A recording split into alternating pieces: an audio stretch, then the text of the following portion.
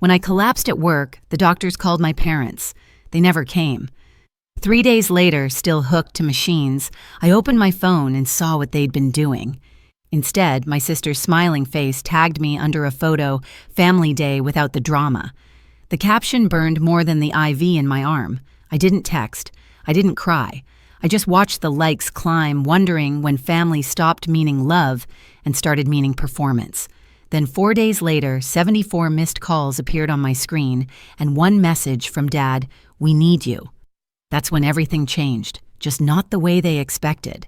I used to believe exhaustion was just part of being dependable.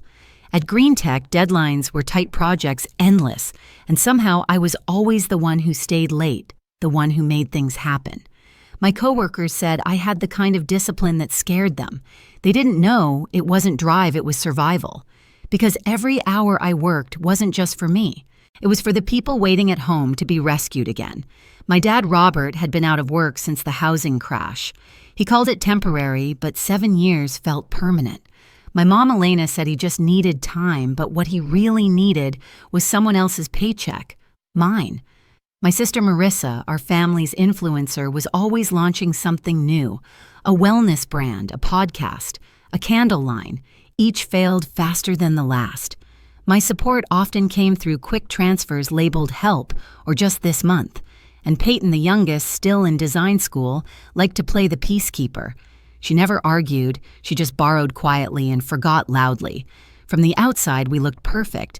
A smiling family and holiday photos, all matching sweaters and fake laughter. Online, Marissa called us the Miller's proof that love is everything. She posted that right after I'd paid Mom's car insurance and covered the mortgage's late fee. Love apparently had a balance due. Grandpa Joe was the only one who ever saw through it. He'd been a law firm accountant for 40 years and could read people like spreadsheets. "You can't audit love," he once told me, "but you'll know when the numbers stop adding up." He warned me gently that my parents had started seeing me as the fallback plan. I didn't want to believe him. I was raised to think loyalty fixed everything. So I kept fixing.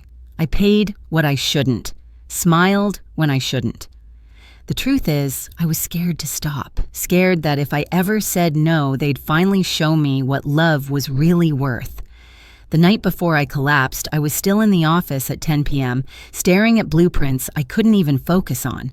My chest had been tightening for weeks, my vision fading at the edges. I thought it was stress. It wasn't.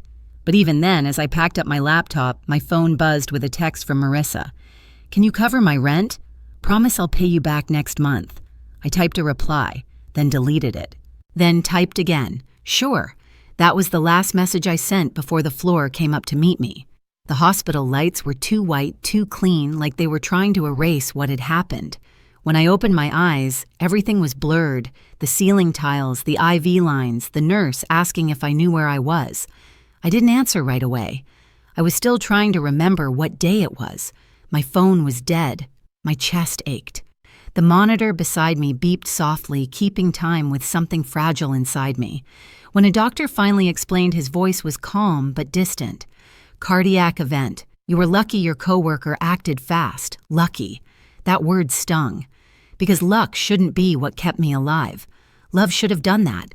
They told me they'd called my emergency contacts, my parents, but no one had answered. We left several messages the nurse added carefully, like she was afraid the truth might hurt more than the IV needle in my arm. Hours passed. No calls, no visits, nothing. I watched sunlight crawl across the wall until it disappeared again. On the third day, the nurse wheeled in my phone, fully charged. I shouldn't have opened it, but I did. The first thing I saw wasn't a missed call or a text. It was a notification: "You've been tagged in a post by an official account." My fingers trembled as I tapped it open. The picture loaded slowly, sunlight, lake water, my family smiling around a picnic table, my mom holding her deviled eggs, my dad beer in hand, Peyton flashing peace signs beside Marissa, whose caption glowed beneath their perfect faces, "Family Day without the drama." For a moment, I couldn't breathe. The beeping from the monitor spiked, matching my pulse. The irony was almost poetic. They had erased me while pretending to celebrate family. I zoomed in on their faces, smiling, relaxed, carefree. No one looked guilty. No one looked like they were missing me. A nurse passed by and asked if I needed anything. I said no. I think I've had enough. I didn't comment, didn't call, didn't even text. I just stared until the phone dimmed, and my reflection looked back at me, pale, tired, but suddenly calm. That kind of calm that doesn't come from peace. It comes from clarity. By the fourth day, I started walking again, slow and unsteady, dragging the IV pole, like a second shadow. The doctor said recovery would take weeks. He didn't know it wouldn't just be my heart that needed healing.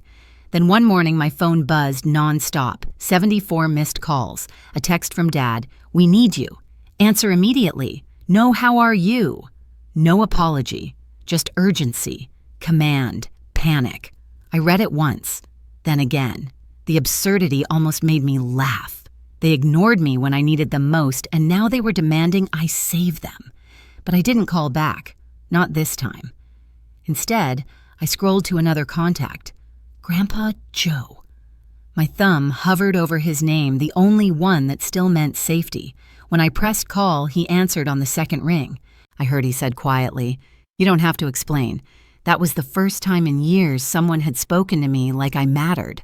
Grandpa Joe showed up 40 minutes later, still wearing his old brown windbreaker and that expression that never gave anything away. He didn't hug me. He never was the hugging type. But he sat down beside my hospital bed like he'd been doing it his whole life. So he said, glancing at the monitor beside me, "They finally broke you, huh?" I smiled barely. "Guess so." He didn't ask for details. He already knew. That was his way, silent surgical understanding. He stayed the entire day talking to my nurse, making sure my insurance covered what it should. When the billing clerk mentioned a few unpaid balances, he didn't flinch. He pulled out his tablet and began typing. "What are you doing?" I asked. "Taking stock," he said. "Before you start cutting cords, you need to know where they all lead. We went through everything. My checking accounts, my automatic transfers, the car insurance payments, the credit card joint lines." My stomach turned as the list grew. Every week, money left my account like slow bleeding. Marissa's loan, Peyton's rent, Mom's car, even a utilities payment under my name for a house I hadn't lived in since college. "How did I let this happen?" I whispered. "You thought it was love," he said simply. "They thought it was obligation." Different math. That night, while the machines hummed and the hospital went quiet, Grandpa Joe showed me how to shut them off one by one. Not out of spite, but self-preservation. He drafted a spreadsheet, wrote out every recurring payment, and handed it to me like a map out of hell. Tomorrow, he said, we start with the bank. I didn't sleep much. I kept seeing that photo, their smiles, the sunlight, and hearing the faint beep of the monitor like a countdown. The next morning, I called my bank from the hospital. The clerk recognized my voice. I'd been the reliable one for years. By noon, the auto transfers were gone. Marissa's account canceled. Peyton's rent deposit stopped. Mom's insurance removed. Each click felt like breathing again. By evening, the phone started buzzing. First text from Mom. "We just heard what happened. Why didn't you tell us?" Then Peyton. "Can we talk?" "It's all a misunderstanding." I ignored them all.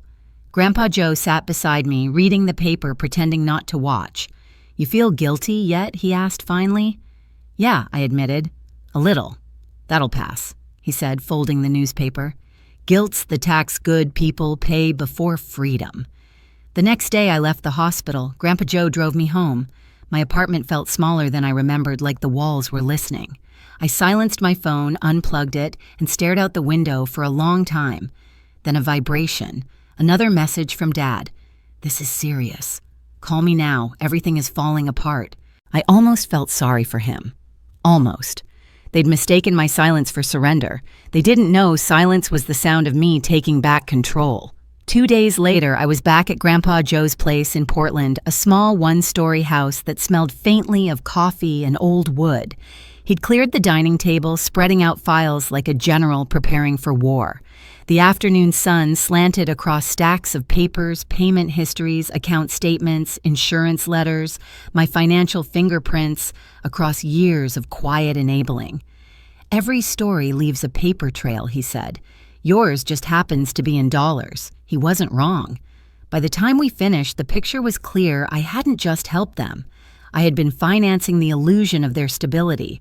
Without my income, everything they'd built, the image, the comfort, the control, would collapse. And it did. The calls doubled. My voicemail filled with my mother's careful voice, sweet on the surface, sharp underneath. "Ava, honey, we didn't know you were in the hospital. Why didn't you tell us sooner?" Then softer, almost a whisper. "Your father's worried about the mortgage again." Worried, not sorry. Marissa's texts came next, screenshots of her empty account, dramatic crying emojis, and one message that read, "If you don't fix this, I'll lose everything." I stared at it for a long time before replying with a single word, "Good." Then came Peyton's attempt. "I'm not like them," she wrote. "Please don't punish me for their mistakes." I almost laughed. She'd said the same thing when I'd co-signed her lease last year. Grandpa Joe was watching me scroll the corner of his mouth, twitching like he'd seen this movie before. "They're not calling because they care," he said. "They're calling because they're cornered." He was right again. The next morning, a car idled outside my apartment building. Robert Miller, my father, sitting in the driver's seat, staring up at my window. He didn't text. He didn't come up.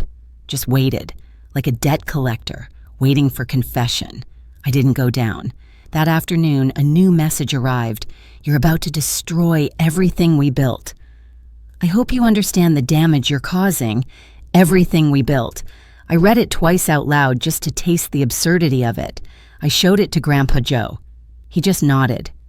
That sentence says more than he ever meant it to. And then came the video.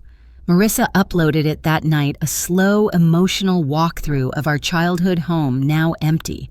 The camera panned across bare walls and scattered boxes, her voice trembling. They took everything she said. And guess who let them? The video cut to a photo of me smiling, cropped from a family Christmas years ago. The caption, "Sometimes blood doesn't mean family." The comments exploded: sympathy, pity, judgment. Influencers reposted it. My inbox filled with strangers calling me ungrateful. Grandpa Joe watched the whole thing in silence, then stood up, pulled his phone from his pocket, and made 3 calls. Within 48 hours, we had every document: mortgage papers, loan defaults, late fees.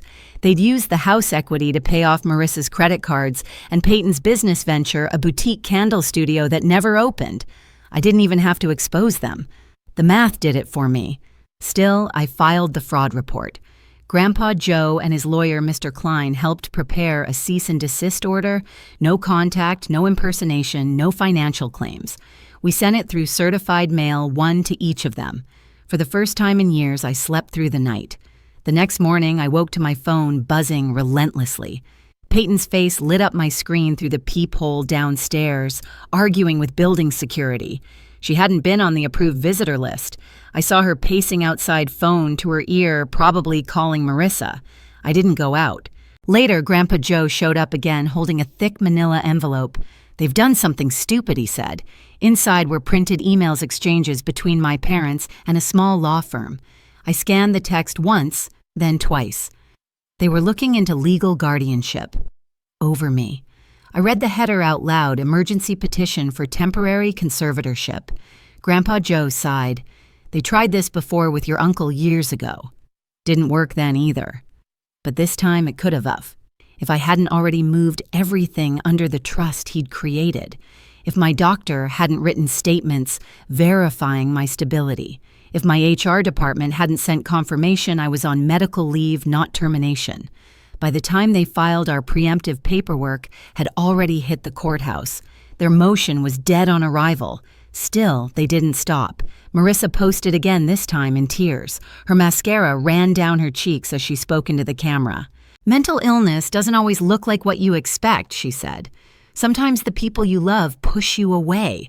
We're just trying to help her before it's too late." Her followers flooded the comments with sympathy. And "Pray for Ava" started trending. But social media has a short memory and an even shorter fuse. Someone found her old family day without the drama post and stitched it beside her crying video. So where was that concern when she was in the hospital? The caption read. The tide turned overnight. Screenshots surfaced Marissa's brand deals, her sponsored posts during the week I was hospitalized, her tweets mocking toxic siblings. Peyton's Etsy page was bombarded with comments. My father's brokerage clients pulled out. Even my mother's Facebook was filled with strangers demanding answers. By Friday, the family's online empire had collapsed faster than their finances. Grandpa Joe handed me his coffee mug. You didn't have to lift a finger, he said. The truth handled itself. That night, a single text arrived from my mother. Please, can we talk? I stared at it for a long time, thumb hovering over the keyboard. Then I locked the screen and set it face down. Across the room, Grandpa Joe was reading. You okay? He asked. Yeah, I said quietly. Just done. But they weren't. The next morning, a courier delivered another envelope. This one wasn't from their lawyer, it was from my father himself. A handwritten will. He'd rewritten it the week after the conservatorship failed. In shaky pen, it read, In the event of my death, all assets go to the remaining family who maintain unity. Ava is disinherited until she reconciles. I couldn't help laughing. It was the same manipulation, just wrapped in formal ink. I showed it to Grandpa Joe. They still think I want something. He smiled faintly. They're not used to someone walking away before the money. That evening, I wrote my final reply not through texts, not online, but through my attorney. It was short, precise, and final. I waive all rights to the estate and request permanent no contact. I signed it, sealed it, and handed it to Grandpa Joe. File it Monday, I said. He nodded. What will you do now? I looked toward the window. Outside, the rain was clearing. I think I'll rest, I said, maybe somewhere quieter. For the first time in years, I meant it. 2 weeks later, the rain finally stopped. Grandpa Joe and I packed what little I cared to keep, one suitcase, my laptop, and a few photos that still felt like mine, and drove east toward Colorado. He said he wanted to see the mountains again before winter. I didn't argue. I just watched the highway blur mile after mile, the world finally quiet. The cabin we rented sat near a ridge lined with pine trees. No noise, no traffic, no family, just silence, clean and honest. I worked remotely for Green Tech, now fewer hours, no pressure. My days started with black coffee and ended with the sound of the wind scraping the roof. Sometimes I'd still get messages, a cousin asking what really happened, a stranger saying they read the posts online. I didn't answer. I didn't need to. Let them believe whatever version made sense to them. My truth didn't need witnesses anymore. Grandpa Joe would sit by the window, newspaper in hand, pretending not to watch me breathe easier. You did it, he said one morning. You broke the cycle. I smiled. It only cost everything. He chuckled softly. That's the discount price. And he was right, because what I gained was worth more than all the apologies, all the inheritances, all the forced family photos combined. For the first time in my life, I wasn't the provider, the fixer, or the daughter who owed everyone. I was just Ava, alive, unowned, and finally free. I used to think silence meant defeat, that walking away was the same as giving up. But now, I know silence can be a choice, a border, a kind of peace that doesn't need anyone's permission. My family still tries to reach out through other people testing if I'll break the quiet. I never do. Some stories don't need new chapters. They just need to end. If you've ever been called selfish for finally putting yourself first, I hope this reminds you, choosing peace isn't betrayal. It's survival. They can keep their posts, their pity, their version of the truth. I'll keep my stillness, my laughter, my life. If you've ever had to walk away from your own blood to heal, share your story below. You're not alone.